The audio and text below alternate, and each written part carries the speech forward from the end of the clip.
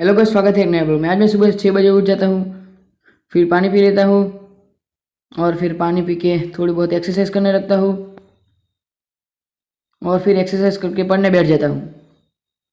फिर मैं स्कूल चले जाता हूँ और स्कूल से वापस आके यहाँ पर देखता हूँ कि मेरे भाई लोग KGXYZ की वीडियो देख रहे हैं, मतलब कि अमित भाई की वीडियो।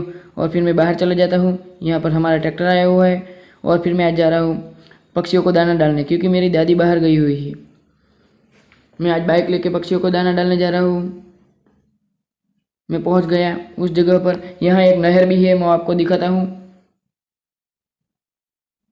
देखो, यहाँ बहुत थोड़े पक्षी भी बैठे हुए हैं और फिर मैं दाना डाल देता हूँ और मैं घर साइड निकल जाता हूँ फिर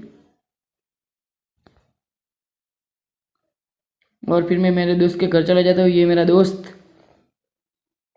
और फिर मैं अपने घर आ जाता हूँ। और चैनल पे नए तो सब्सक्राइब कीजिए। बाय, मिलते हैं अगले